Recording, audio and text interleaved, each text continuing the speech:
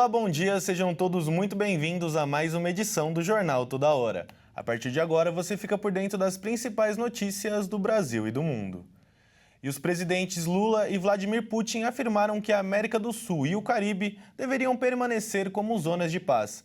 Eles criticaram os Estados Unidos por derrubar Nicolás Maduro na Venezuela.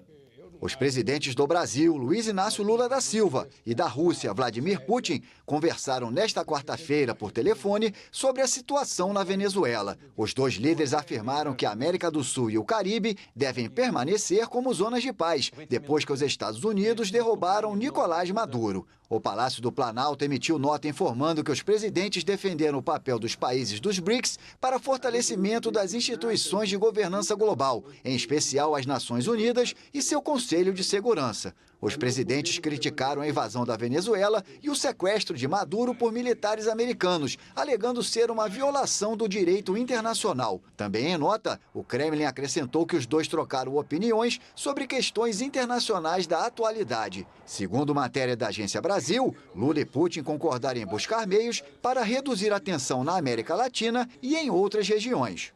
O governo brasileiro revelou que os presidentes conversaram ainda sobre a 8ª Comissão Bilateral de Alto Nível Brasil-Rússia, a ser realizada no próximo dia 5 de fevereiro em Brasília.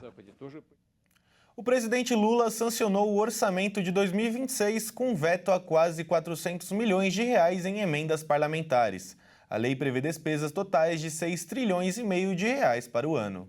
A lei orçamentária anual deste ano foi sancionada pelo governo com vetos a alguns trechos da proposta aprovada pelo Congresso Nacional, que previam recursos para emendas parlamentares, como se fossem despesas do próprio Executivo. Segundo o governo, os dispositivos vetados previam gastos de cerca de 400 milhões de reais. A justificativa dos vetos é que foram feitas mudanças no Congresso, que acrescentaram gastos novos. Mas esse tipo de inclusão não é permitido pela legislação que regula o processo orçamentário. As alterações feitas por deputados e senadores previam que os valores seriam colocados como despesas discricionárias do Executivo.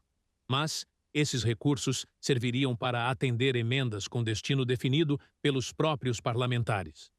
O governo afirmou que isso foge das regras previstas para esse tipo de despesa dentro do orçamento do Executivo. O texto da Lei Orçamentária Anual, aprovado pelo Congresso, já previa reservar cerca de 61 bilhões de reais para emendas parlamentares, sendo a maioria, ou quase 38 bilhões de reais, de caráter impositivo, ou seja, com pagamento obrigatório pelo governo federal. Desse valor, cerca de 50 bilhões de reais correspondem a emendas individuais e coletivas, indicadas por deputados e senadores, enquanto 11 bilhões foram incorporados à programação dos ministérios e ficarão sob gestão do Poder Executivo. A Lei Orçamentária de 2026 prevê despesas totais de 6 trilhões e meio de reais para o ano, sendo 1 trilhão e 800 milhões de reais destinados ao refinanciamento da dívida pública. Cerca de 198 bilhões são para investimentos e 4 trilhões e meio de reais são para os orçamentos fiscal e da Seguridade Social. As políticas migratórias rigorosas do governo americano provocaram uma segunda migração líquida negativa. A tendência é que essa movimentação deve continuar em 2026. As políticas migratórias rigorosas do presidente americano Donald Trump provocaram uma migração líquida negativa, tendência que, segundo um novo estudo, deve continuar em 2026 e terá impacto na economia do país. A migração líquida é a diferença entre o número de pessoas que entram em um país e as que saem. Segundo um relatório do Centro de Estudos Brookings Institution, o número de imigrantes que deixou os Estados Unidos em 2025 provavelmente superou o de quem entrou. O primeiro ano do segundo mandato de Trump foi marcado por mudanças radicais na política migratória, o que resultou em uma desaceleração significativa da migração líquida para os Estados Unidos, explica o estudo.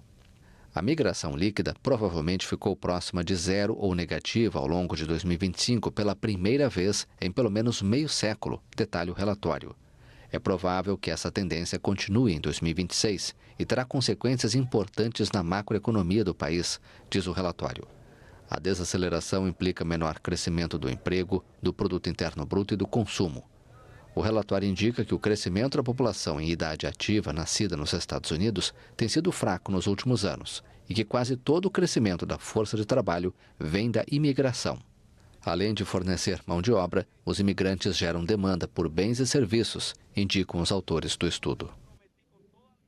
E por enquanto eu me despeço, mas não saia daí, porque daqui a pouquinho o Tabata Porte traz a primeira edição do Redação Hit. Já eu te encontro de novo às 13 horas. Até lá!